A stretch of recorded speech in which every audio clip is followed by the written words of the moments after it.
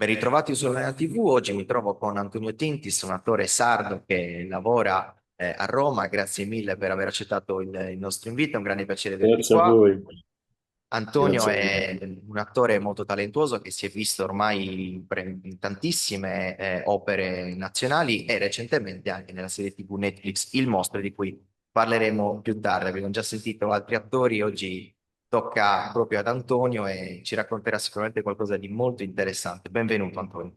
Bentrovati, grazie dell'invito. Allora, Antonio, ti va di raccontarci come è iniziata la tua carriera, come ti sei approcciato al mondo della recitazione? Ma è iniziato per gioco, a scuola, al liceo, ai Salesiani, a Cagliari. C'era questa compagnia fatta dai ragazzi e mi hanno chiesto se avevo voglia di partecipare e lì ho cominciato e devo dire mi divertivo tanto. Sia nelle prove che anche poi nel fare gli spettacoli. Hanno cominciato a chiamarmi un po' di persone, non che fossi chissà che cosa, però sai, c'è sempre bisogno, no? In giro. E a un certo punto mi ricordo a un mio amico, ho detto, senti, ma se io volessi fare questa cosa fatta bene, dove posso andare a studiare? Lui mi ha detto, vai a Roma, all'Accademia, all'Assidio d'Amico. Io non sapevo niente, niente, tant'è che ho fatto i provini all'Assidio d'Amico. Mentre facevo i provini all'Assidio d'Amico, tanti altri ragazzi dicevano, domani c'ho il provino qua, poi dopodomani vado a Genova, poi c'ho Milano, poi c'ho... Io dico, ragazzi, ma dove state andando? Ho fatto, "Ah, proviamo anche nelle altre scuole." Io lì disperato, ho fatto, ma io sto provando solo qua, se qua non mi prendono, che cosa faccio? Poi vabbè, sono stato fortunato, sono entrato subito alla Silvio D'Amico e da lì ho iniziato a studiare, poi a lavorare e tutto il resto. Quindi hai iniziato per gioco e poi successivamente è diventata la tua professione. Quando, Sì, sì. qual è Diciamo il che, momento ah, no, che hai scusami, ho capito? scoperto dopo, sembrerà strano, ho scoperto dopo parlando con uno dei miei insegnanti che la mia scelta originale è stata narcisismo. Tu scegli questo lavoro inizialmente per narcisismo, perché ti piace essere davanti agli occhi di tutti e esporti anche al giudizio di tutti. Poi piano piano la scelta matura, diventa una scelta per necessità, per voler dire delle cose, per incontrare delle persone, insomma, questo un po'. E poi questo come si è coniugato dopo nella tua vita? Comunque la recitazione ti forma molto come persona. E come si è poi coniugato nella vita pratica?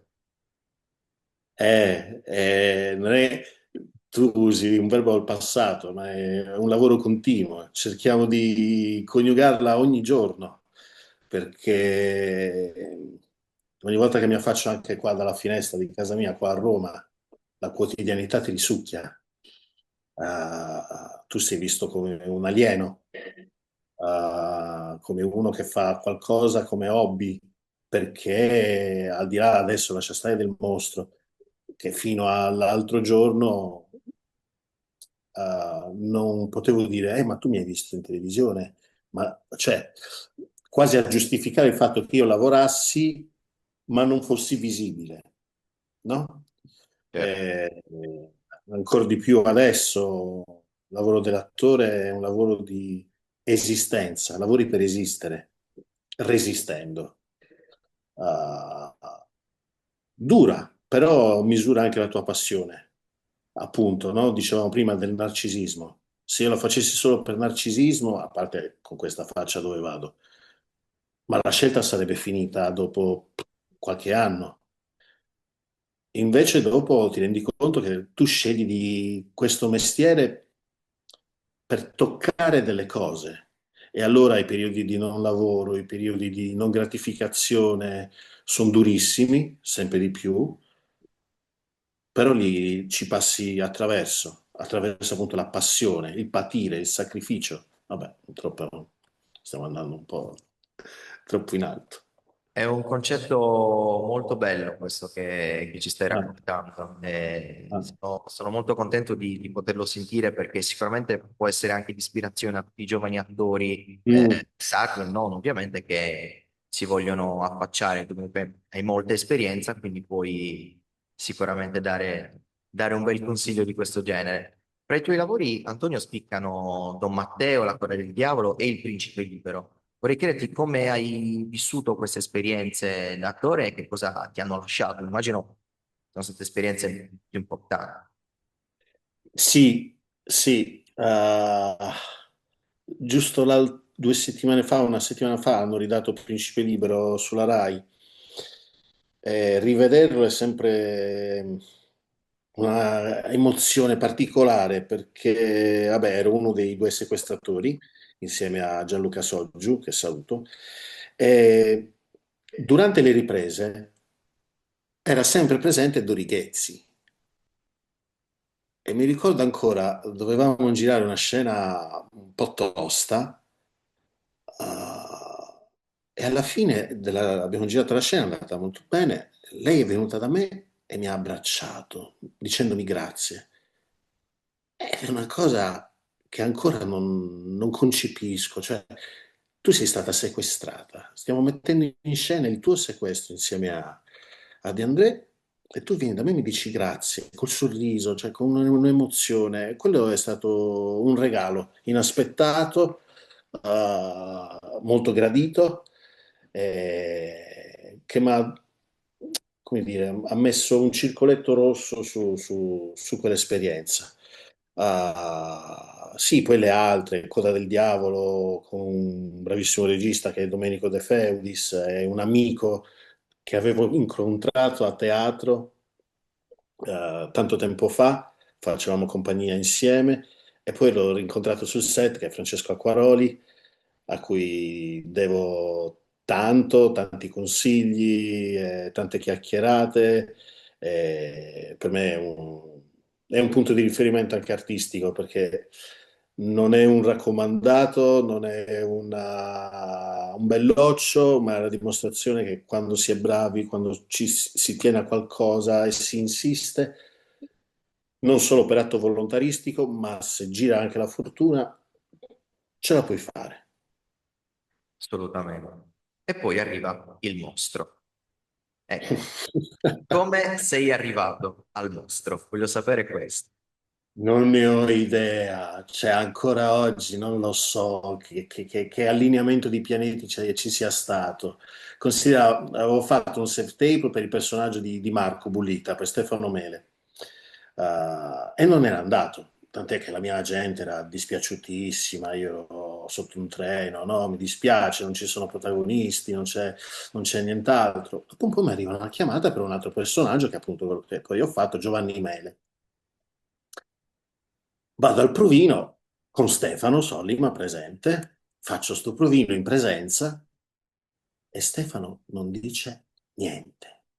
Ma sai, non alza un sopracciglio, faccio una scena, mi dice vabbè, vediamo quella dopo.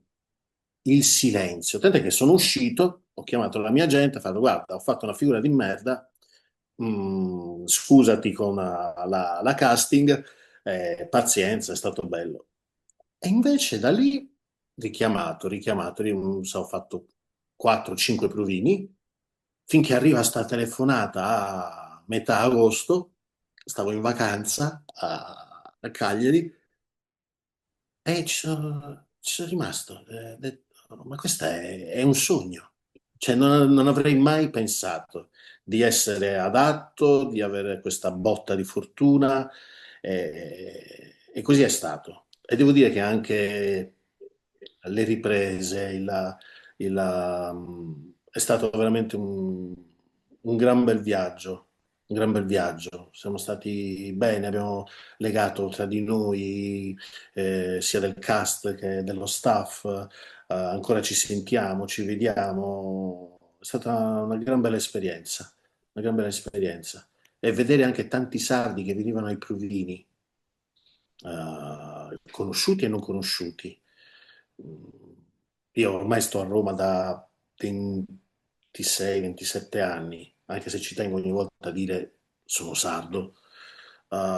Vedere tanti attori, tanta gente brava, mi rende orgoglioso di aver avuto una piccola parte e non perché me ne voglia caricare sulle spalle, ma rappresentare anche un valore che è quello della Sardegna, al di fuori dei nostri confini, che siamo molto diversi, come approccio rispetto ai siciliani, rispetto ai romani, ai napoletani, no? Che sono ormai anche le parlate che più sentiamo adesso in televisione. Noi abbiamo un retrogusto diverso e che qualcuno piano piano lo stia scoprendo, questo è bello. Condivido assolutamente quello che ci stai raccontando, Antonio, davvero. E vorrei chiederti com'è stato l'approccio proprio al personaggio di Giovanni Mele, che è un personaggio, possiamo dirlo, molto particolare, anche molto aggressivo, anche molto fisico. Vorrei chiederti che tipo di studio e di lavoro hai fatto su Giovanni. Allora, mi hanno messo subito delle condizioni peggiori, nel senso che Stefano diceva la terza puntata è la puntata più difficile, perché è scritta in un modo diverso, perché fondamentalmente Giovanni Mele non ha un passato chissà quanto nero rispetto agli altri, diciamo, no? Poi io fisicamente sono molto diverso dal vero Giovanni Mele e quindi è stato un approccio, guarda, hai detto bene tu, è stato un approccio fisico, ehm, quasi a voler, e questa è una conquista che ho fatto col teatro, quasi a voler giocare anche col senso del ridicolo. La mia figura è una figura particolare, ne sono consapevole. E in quella scena con la mia compagna, la bravissima Lisa Galantini, sapevo che c'era il grottesco dietro l'angolo Sì, e quindi lavorare tanto sulla consapevolezza di lavorare sul grottesco e quindi non lavorare sul comico, sui tempi comici, ma lavorare su un nero che diventa ridicolo. Devo dire con Stefano è stata quasi facile lavorare perché lui ti mette nelle condizioni perfette per metterti in gioco, per provare delle cose. E poi, ripeto, Lisa, la mia compagna, era un'altra attrice di teatro bravissima. Con lei è stato è scattato subito un click per cui ci siamo trovati benissimo, tant'è che la prima scena che abbiamo girato, la primissima scena è stata quella più difficile, in macchina, tutto quello che certo. succede. Sì, sì, sì, sì, sì. E com'è stato invece l'approccio delle altre persone al tuo personaggio? Nel senso, essendo il tuo personaggio estremamente fisico, anche molto aggressivo, molto grottesco, com'è stato poi invece l'interfacciarsi delle persone con la tua persona reale, che invece è molto gentile, molto sorridente? Ma bisognerebbe chiedere a loro, però ma io tendo sempre a fare un lavoro di squadra. Forse è anche per questo che non mi avete visto da nessuna parte, cioè è molto più visibile, perché spesso vincono i lupi solitari. Ah, io faccio molto lavoro di squadra. Come mi vedi in questa intervista, io sono sul set o in teatro, tendenzialmente. Mi piace staccare. C'è come una soglia, no? Una porta che tu attraversi. Prima io sono Antonio, attraverso quella porta, indosso i panni di qualcun altro. Cerco sempre di rispettare il lavoro di tutti, dal ragazzo che ci serve il caffè al mio collega con cui faccio la scena. Come si sono approcciati gli altri? Devo dire che sono stati tutti molto rispettosi. Mi ricordo un giorno con l'aiuto regista dovevamo fare girare la scena di un omicidio, c'era un'area un po' tesa e lui fa, allora Giovanni Mele qua pronto? E ho fatto scusa, io non sono Giovanni. Io sono Antonio. Quando sono pronto. Quando giriamo comincia a essere Giovanni, quindi chiamami Antonio. Cioè, non ho nessun personaggio in cui entrare, nessuna dimensione ultraterrena che sto affrontando, niente, io sono questo, so quello che devo fare, qua sono Antonio, poi sarò Giovanni. E lui mi ha sorriso, ha detto, "Ah, mi fa piacere che mi dici così e tutto il resto." Per cui mi porto, ecco, sul set mi porto dietro tanta gavetta fatta in teatro. Questo sì, questo mi è servito tanto, mi servirà, mi manca rimettermi sotto a teatro per tanto tempo.